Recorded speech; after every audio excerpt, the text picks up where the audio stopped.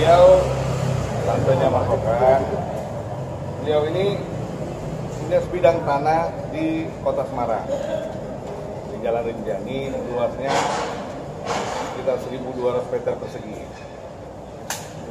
Tanah ini beliau miliki fatwa HGB-nya sejak tahun 1986. Dalam perjalanan ada oknum-oknum yang memalsukan identitas dan jual beli sehingga terbit HGB atas tanah tersebut. Sudah dilaporkan ke pihak yang berwajib pada waktu itu, yang melakukan pemalsuan sudah diproses dan ditahan. Jadi kan otomatis HGB ini adalah produk cacat hukum, ya. Sudah diberikan tembusan kepada pihak BPN untuk membatalkan HGB, tapi tidak terjadi. Maka berlanjutlah ini. HGB ini sudah habis masanya tahun 2013. Setelah itu ada seorang lurah sampai tahun 2018 tanah tersebut masih mendapatkan surat 3 serangkai dari lurah setempat, pengakuan bahwa tanah itu adalah milik ibu. Ya, tanah tersebut adalah milik ibu. Setelah itu bergantilah lurah di wilayah itu. Ada seorang lurah baru yang masuk, sampai digugat ke Petun. Beliau tidak mau menyatakan surat kepemilikan tersebut adalah milik lawannya kita, ya, terlapor ini. Sampai di Petun, beliau tidak mau memberikan surat pernyataan. Setelah dia digugat, dia datang ke suami ibu, almarhum. Pada saat itu masih ada, jadi beliau baru meninggal 2001. Beliau yang mendukung dokumen-dokumen sehingga lurah itu menang. Lurah yang sama, yang sampai digugat tidak mau memberikan statement, malah memberikan surat rekomendasi kepada pihak lawan yang bukan pemilik, menjadi alasan ditingkatkannya HGB itu menjadi hak milik HGB. Nah, lurah ini mengeluarkan surat pernyataan itu tahun 2020, bulan 4 tanggal 28. Setelah dia keluarkan surat rekomendasi tidak sengketa, tanggal 11 bulan 5 dia cabut kembali pernyataan setelah 13 hari dengan alasan khilaf mengeluarkan surat. Jadi inilah unsur daripada laporan kita. Kita sudah melaporkan 4 orang, semua domisilinya di Kota Semarang. Salah satunya adalah mantan lurah wilayah itu. Terkait ini juga kita sempat melaporkan kepada Inspektorat Wali Kota Semarang, tapi tidak ada respon sampai hari ini. Maka kita putuskan untuk membuat laporan di Badan agar lebih netral. Ini baru saja dipanggil hari ini Ibu untuk buat pemeriksaan. Nanti kita lihat bagaimana ke depan. Laporan terkait apa Bang? Pasalnya apa Bang? Pasal 26. Adalah apa Bang? Ya? Adalah apa? Bisa dijelasin? Sorry? 26 terkait dengan pemalsuan. Ada indikasi mafia tanah keterlibatan itu bagaimana? Sangat besar. Sangat besar. Dan mereka-mereka ini sangat berkuasa di Kota Semarang. Atas keterlibatan Bang Okin sendiri? Pasti. Yang sipil, yang tidak sipil, banyak keterlibatan. Okan bagaimana menyikapi hal ini Bang? Ya, sebenarnya saya ada di sini itu karena awalnya HP ini dan rumah itu. telepon saya dan menceritakan apa ya, case atau kegelisahan tante yang cukup lama dan itu ada di dalam buntu. Makanya tante ada Mbak, munduran Mbak, maaf. kenal untuk minta opini bagaimana dalam karena takut salah. Karena saya kurang memahami secara garis besar, jadi saya menghubungi Bang Deren yang kebetulan mendukung saya yang mungkin lebih paham masalah pertanahan dan lain-lainnya. Maka oleh karena itu ya kita saling support untuk mencari keadilan ya Bang. Seperti itu. Belikan ini kan maraknya mafia tanah di Indonesia kan sedang ramai nih Bang.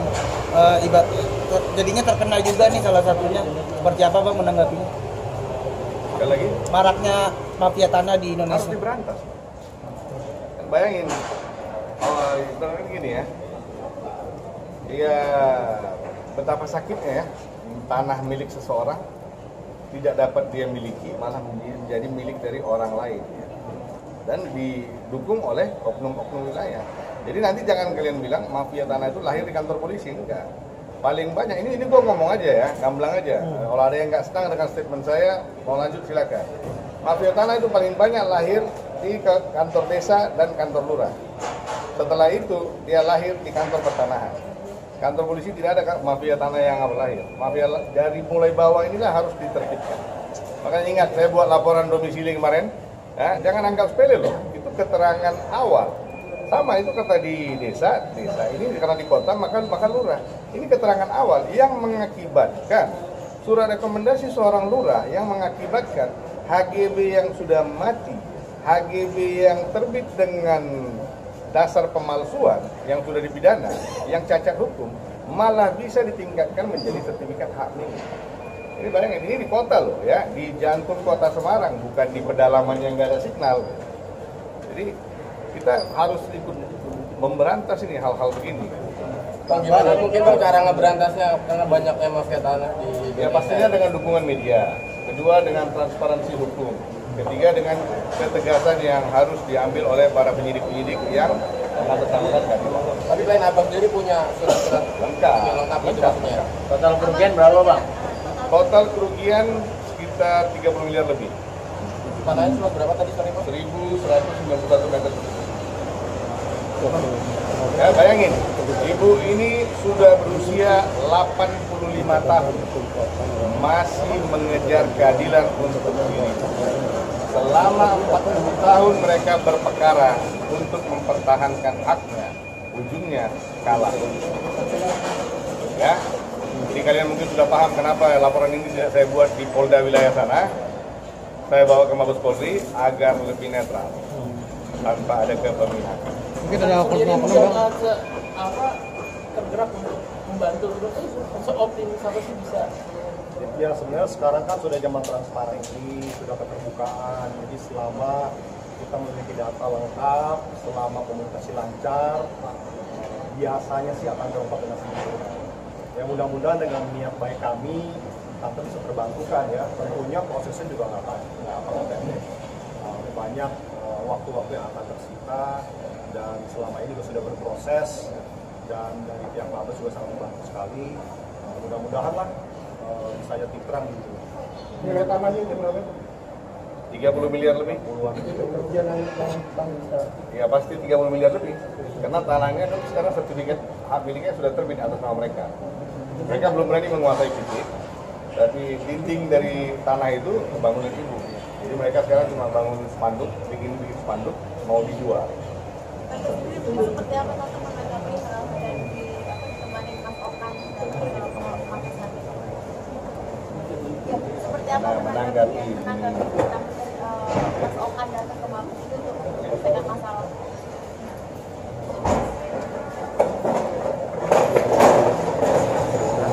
Saya mau keadilan.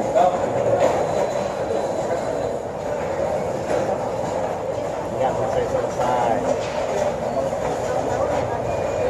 40 tahun berperkara. Berapa? Dari mulai suaminya ada sampai suaminya sudah 1 tahun. Nah, di amanah suami ibu ini harus diperjuangkan tanah itu. Bang, mungkin selain baris krim, pendatannya prosesnya seperti apa? Kalau memasukkan juga Kita belum ada proses perdata, kita ambil langkah pidana dulu. Karena pemalsuannya Untuk lokasi tanah sendiri di Semarang di mana? di Jalan Rinjani. Tengah kota berarti? Ya. Tengah kota. Kan saya bilang di jantung kota. Terkait dengan ini saya sudah ketemu dengan Kepala Kantor Semarang. 2 kali saya ketemu dengan Kepala Kantor Pertanahan wilayah Jawa Tengah, tapi tidak ada respon maksimal. Bayangin surat yang dibuat tahun 2020 aja dibalas tahun 2024. Bagaimana begini ya? Berarti ada dugaan oknum-oknum Bang Bang? Ya? Berarti ada dugaan oknum dari pihak Banget. Bukan ada lagi banget. Bandit paling besar dalam cerita ini lurahnya itu, lurah Penjagalan, nama wilayah. Inisial dia RH. Bapak sendiri miris gak sih keluarga sendiri menjadi korban Ya pastilah merasa juga ya. Sekarang itu melaksanakan yang dimana pemerintah kan juga lagi berjibaku untuk memberantas hal seperti ini. Jadi mudah-mudahan dengan adanya momen seperti ini kita bisa capai keadilan lah. Ya kasihan juga ya. Kita masih muda, fightingnya enak ini. Ini beberapa lama tentunya dengan pemikiran yang keras, pasti tenaga dan kesehatan pun pasti nanti akan berdampak itu.